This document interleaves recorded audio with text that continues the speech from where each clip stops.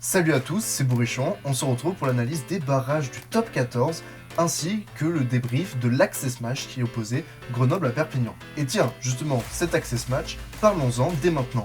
Alors là, il y en avait de la tension. Que ce soit d'un côté ou de l'autre, c'était un match vraiment sous pression. Et justement, à cause de cette dernière, aucune des deux équipes n'a pu déployer de jeu, et c'est même peut-être une volonté, par peur de trop s'exposer et donc de concéder des points trop facilement. Par conséquent, c'était un match assez haché. On n'a pas vu grand chose niveau jeu.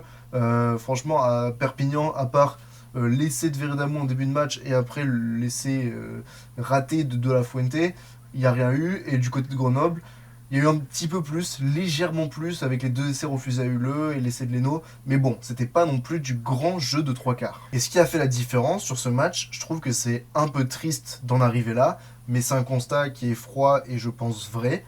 C'est la réussite face au Perche. Parce qu'en soi, j'ai pas senti forcément une équipe prendre le pas sur l'autre.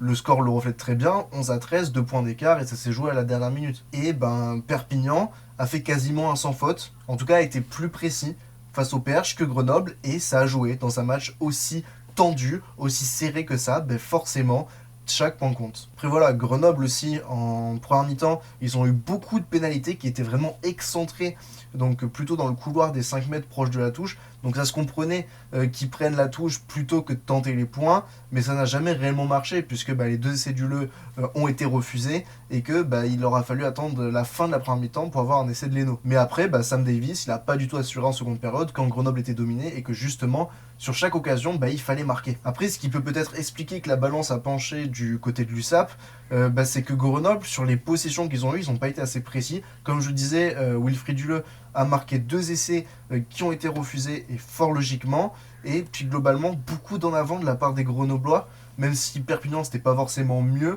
On va dire que ce manque de réalisation proche des lignes a coûté cher pour Grenoble. Là où Perpignan, il y a eu quand même assez peu d'infiltration dans le camp, en tout cas dans les 22 mètres grenoblois. Je pense qu'il n'y en a eu que 2 en fait, à savoir l'essai de Veredamou et l'essai raté de La Fuente. Après, je suis forcément obligé d'en parler, on va parler de l'arbitrage de Thomas Charabas. Pour moi, en vrai, je trouve pas que ce soit à cause de l'arbitre que Grenoble est perdu. Alors oui, je peux l'entendre cet argument parce qu'il y a certaines décisions qui sont très litigieuses et quand tu es supporter d'un club, tu as tendance à des fois être de mauvaise foi. Donc je peux le comprendre qu'à chaud on dise ça et tout. Mais c'est pas vrai. Parce que pour moi, il n'y a qu'une seule décision qui est vraiment très limite, et d'ailleurs que je comprends pas, c'est le plaquage non sanctionné épaule-tête de Seylala Lam sur Zach Gauthier, il me semble. Où là, clairement, moi j'aurais mis carton jaune, pas rouge parce que Zach Gauthier bat, donc c'était compliqué de mettre rouge, mais au moins carton jaune, c'est sûr. Au final, il n'en est rien, même pas une pénalité, et ça, c'est la seule décision que je comprends pas. En revanche, l'essai de Wilfried Duleux pour une passe en avant, la passe elle est en avant, il n'y a rien à dire. Et le plaquage de Dubois, c'est pareil. Dubois, je pense qu'il arrive pour encercler, il prend d'abord ici, et après ça remonte, donc je pense que la décision est bonne de ne pas pénaliser Lucas Dubois sur ce plaquage. Donc c'est dur pour Grenoble de perdre un 6e match d'accession en top 14, mais malheureusement, c'est pas à cause de Thomas Charabas. Perpignan de son côté peut souffler une énième fois, je crois que c'est la 3e fois qu'ils sont barragistes.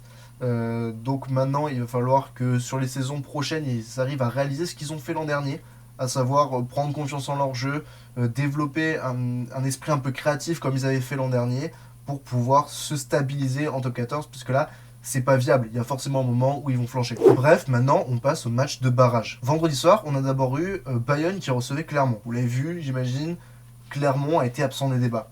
Il n'y a rien à dire. Mais du coup, j'ai trouvé quelques stats qui sont très parlantes, je trouve, dans cette ultra-domination bayonnaise et dans cette absence de Clermont. On a d'abord 67% de possession pour Bayonne. Ça fait seulement un petit 33% pour Clermont, dans des conditions où il n'y a pas eu beaucoup de jeux. En fait, ça s'explique aussi parce que Clermont, les rares ballons qu'ils ont eu, à chaque fois, ils tapaient. Et en plus, avec un mauvais jeu au pied. On a aussi eu 72% d'occupation de Bayonne dans le terrain de Clermont. Et ça, c'est assez impressionnant et ça illustre du coup la domination territoriale des Bayonnais. Mais on en reparlera un petit peu plus tard de cette stat. Parce que pour moi, elle n'est pas forcément ultra positive. Après, on a eu Bayonne qui a fait 105 passes contre 26 pour Clermont. Et 7 pénalités pour Bayonne, enfin contre Bayonne, contre 15 pour Clermont, c'est juste énorme la différence. Et enfin, Bayonne n'a eu qu'à faire 31 plaquages sur le match quand Clermont en a fait 114. Et là pareil, ça prouve que Bayonne a tenu le ballon beaucoup plus que Clermont, quoi. Et donc, je vais revenir sur la stat de l'occupation. Pourquoi je dis que c'est pas forcément positif pour Bayonne? Mais parce qu'au final, il n'y a qu'un seul essai et il n'y a que 20-3, alors qu'ils ont eu l'énorme majorité des ballons, ils ont eu l'énorme majorité d'occupation sur ce match, mais il n'y a pas un score très flagrant au final. Et si Clermont marque cet essai un peu casquette d'anti-Memory et recolle et arrive à gagner à la fin, bah, ça serait déjà un hold-up de fou, mais ça prouverait que Bayonne aurait dû être plus efficace sur ce match. Heureusement, ça n'a pas été le cas pour Bayonne, mais il va falloir qu'il fasse gaffe, parce que en demi contre Toulouse, il va falloir marquer, et dès qu'il y a une occasion, il va falloir la mettre au bout, parce que sinon, ça passera pas. Bon après, j'ai analysé aussi 2-3 actions, parce qu'il n'y a pas eu grand-chose sur ce match dû aux conditions, notamment le drop de second. On voit très bien que c'est lui qui prend l'initiative du drop, j'imagine que ça a été travaillé, ça a été vu à la vidéo, que tenter des drops ça pouvait être une solution. Mais là, il a vu que ses avants n'avançaient pas, que la défense de Clermont était pour le coup assez robuste. Et donc on le voit très bien que c'est lui qui se décale et qui se recentre vers son demi de mêlée et qui l'appelle alors que Guillaume Rouet était parti pour refaire d'autres cellules. Ça prouve que Joris Seguin a pris une place importante dans cet effectif en termes de leadership, en termes d'aura. Et voilà, c'était quelque chose que je voulais mettre en lumière. Et après, j'ai parlé forcément de l'essai de Spring, le seul du match et la seule action un petit peu de folie de ce match, quoi. D'abord, on a Bayonne qui resserre hyper bien la défense. Après une touche, ils font 2-3 cellules avec les grosses qui condensent en fait la ligne de défense de Clermont. On a tous les avants qui sont concentrés et ça c'est plutôt logique, mais on a même certains trois quarts, notamment la paire de centre Simonet, Dari Carrère et même Aliverti Raka qui commencent un petit peu à converger vers le centre et forcément laisse des espaces sur les extérieurs. Et ça Lopez l'a très bien vu et il n'attend pas 36 cellules d'avant pour faire sa passe au pied. Il le fait assez rapidement dans l'action, mine de rien. Je crois que c'est au bout de la 3e ou 4e cellule. Donc il l'a fait, et d'ailleurs, je trouve qu'il la rate. Et après, c'est le talent de Spring combiné à une très mauvaise défense de Raka et de Newsom qui lui permet d'aller marquer l'essai. Et du coup, pour venir apporter plus de détails sur cette passe au pied, dans le match, il y en a eu 4. Et avant l'essai de Spring, il n'y en avait eu qu'une seule. C'était Joris Second en première mi-temps qui avait fait une passe au pied pour Rodrigo Bruni qui n'avait rien donné. Mais du coup, c'était un truc qui était quand même travaillé, que ce soit Second ou Lopez. Lopez en a fait 3, Second en a fait qu'une seule.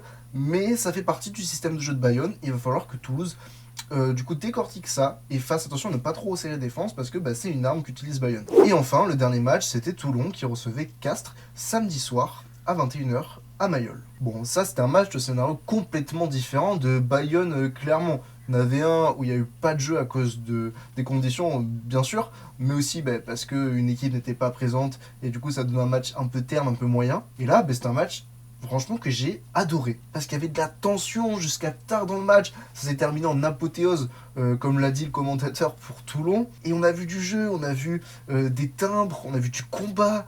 On a vu franchement des beaux joueurs et des belles équipes. Et on a vu beaucoup d'intentions de jeu, beaucoup du côté de Toulon aussi, et notamment dès le départ, dès qu'ils ont mis la main sur le ballon en fait, donc c'est-à-dire très rapidement dans le match. Après, ils auront quand même mis pas mal de temps avant de concrétiser ces Toulonnais parce que ils n'ont pas marqué de la première mi-temps. Ils ont vraiment marqué tous leurs essais en seconde. Alors oui, il y a l'essai d'Esteban Abadi qui est refusé, mais bon, il a été refusé. Donc, ils n'ont pas marqué d'essai en première mi-temps. Après, le fait que Castres craque physiquement, notamment dû aux blessés rapides que sont Louis Lebrun et Geoffrey Pally, c'est que du coup, tu as du bricolage derrière. Et face à des trois quarts qui avaient des cannes de feu ce soir-là, donc où Nicolo, Jaminet, Chukouvou et consorts, forcément Castres a craqué. Et ça a permis à Toulon de lâcher les chevaux, lâcher l'artillerie lourde et de planter un nombre d'essais faramineux sur la fin de match. Donc sur le match, en vrai, il n'y a rien à dire. Je pense que Toulon a plutôt dominé sa partie, même s'ils ont été accrochés par Castres, qui a fait une bonne partie et qui était dans le jeu, dans le coup, jusqu'à la 65e minute. Mais néanmoins, je trouve que le score est très lourd. Enfin bref, on passe au top et au flop, et je vais en faire un pour chaque match en fait. Bon, pour le match Grenoble-Perpignan, j'ai choisi de mettre 2 Grenoblois. En top, ce sera Wilfried Duleux, qui pour moi a fait un très bon match, notamment dans l'envie défensive. On l'a vu plusieurs fois monter en pointe après des jeux au pied et découper 2 fois Lucas Dubois notamment. Et puis offensivement, il a été présent parce qu'il marque 2 essais qui ont certes été refusés, mais bon, ça prouve qu'il a été dangereux. Et en flop, donc comme je disais, un autre Grenoblois, et c'est Sam Davis. C'est dommage, c'était le match à ne pas rater, et il l'a manqué, quoi. Parce que dans l'animation, je l'ai pas trouvé à l'aise, mais à l'image des 2 équipes, en fait, globalement, qui étaient pas à l'aise du tout dû à la pression. mais quand tu es le chef d'orchestre d'une équipe et que surtout tu as mené avec brio toute la saison en Pro D2, bah, tu te dois d'être un leader sur ce genre de match et ça n'a pas été le cas malheureusement pour lui.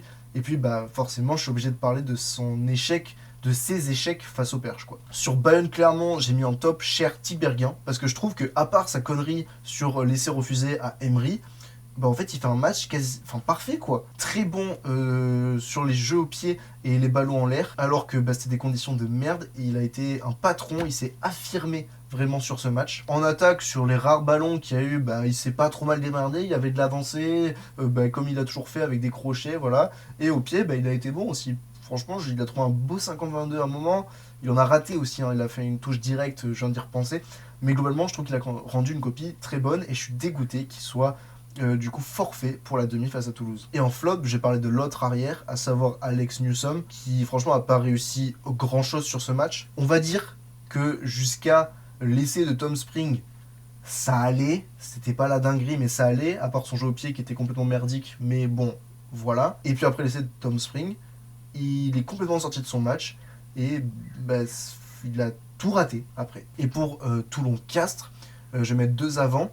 D'abord, Esteban Abadi que j'ai trouvé exceptionnel parce qu'il était partout, important en touche, important dans les rucks, de grosses percussions à l'image de celle sur Lebrun qui amène au carton jaune de Lebrun, de son essai, je l'ai trouvé vraiment très très fort et vraiment partout. Mais j'aurais pu citer d'autres joueurs, notamment des trois quarts, vu que c'est eux qui ont plutôt brillé, comme Jaminet ou Vainicolo et même Chukovu que j'ai bien aimé. Et le flop, c'est Van Verberg. Non pas qu'il fasse un mauvais match, mais parce que dans le combat, je trouve que les Castrés ont été légèrement pris par Toulon. Et notamment lui, où on l'a pas trop vu, alors que d'habitude, quand même, c'est un gros ferrailleur.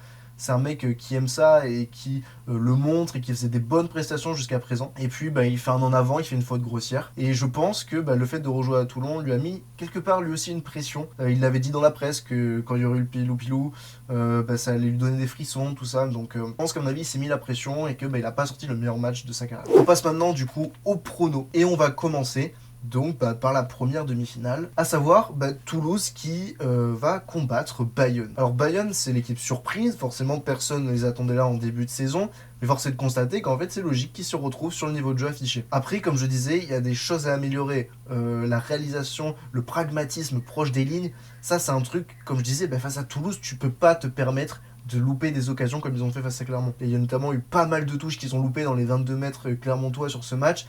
Et là, face à Toulouse et les tours de contrôle qu'ils ont dans l'alignement, Flamand, potentiellement Arnold s'il joue, enfin voilà, des mecs qui peuvent vraiment les emmerder sur ce secteur-là, ça va être compliqué quoi si t'as pas de touche. Alors que Toulouse aussi n'est pas dans la forme de sa vie, fait une fin de saison très moyenne, moi je trouve. C'est pas le Toulouse qu'on a connu sur la saison dernière ou la saison d'avant. Et je pense que Toulouse est prenable malgré tout. Et on va parler aussi des forfaits.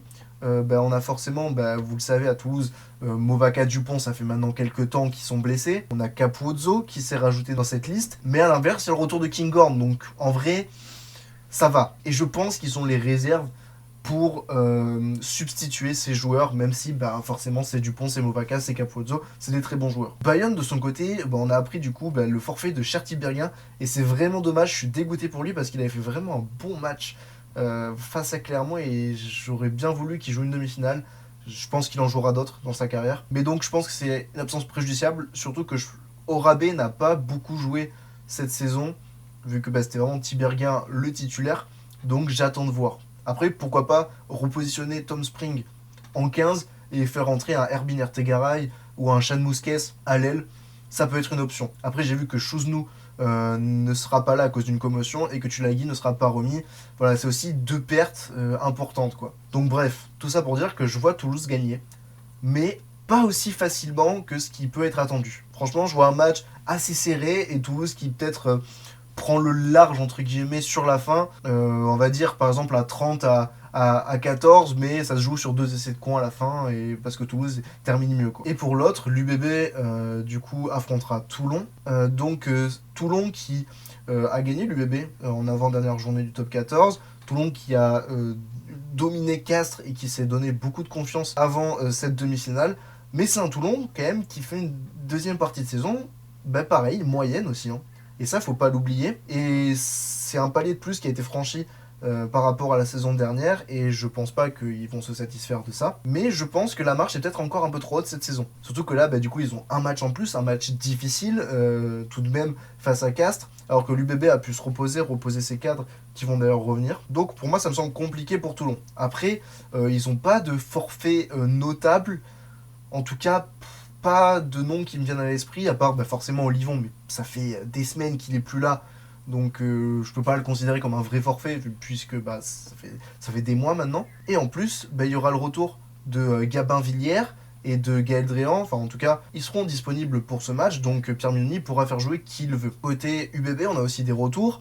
Max Lucu devrait être là, Sipili Falatea devrait être là, Romain Buros devrait être là. Donc, on devrait avoir une équipe à peu près type. À peu près parce que on a appris du coup que Biel Biarré serait forfait à cause d'une commotion lui aussi, et que Adam Coleman est grandement incertain. Mais bon, avec un retire qui peut potentiellement être titulaire, même Huberti, et avoir retire sur le banc, et Johnny Gray rentrer dans la rotation, je me fais pas trop de soucis. Donc tout ça pour dire que pareil, je vois l'UBB, mais dans un match très très accroché. Franchement, là, un truc très tendu, un peu à l'image de ce qui s'était produit la saison dernière face au Stade Français. Voilà, un truc de quelques points seulement. Et donc on aurait une finale, Toulouse-Bordeaux, comme l'an dernier, comme attendu. Voilà. Pour moi, ce sera ça, et je vais pas être très original en pronostiquant cette finale. Enfin bref, la semaine prochaine, on se retrouvera pour l'analyse des demi, donc qui auront lieu, et on verra si j'ai eu raison ou pas. En attendant, si vous avez aimé cette vidéo, n'hésitez pas à vous abonner, à m'écrire un commentaire, activer la cloche, partager la vidéo et mettre des likes. C'est des petits gestes qui vous prennent pas beaucoup de temps, mais qui, moi, m'aident pour le référencement. Et voilà, ça me permet du coup d'être vu par un plus grand nombre et de faire grandir la chaîne. Enfin bref, c'était Bourrichon. Ciao, ciao.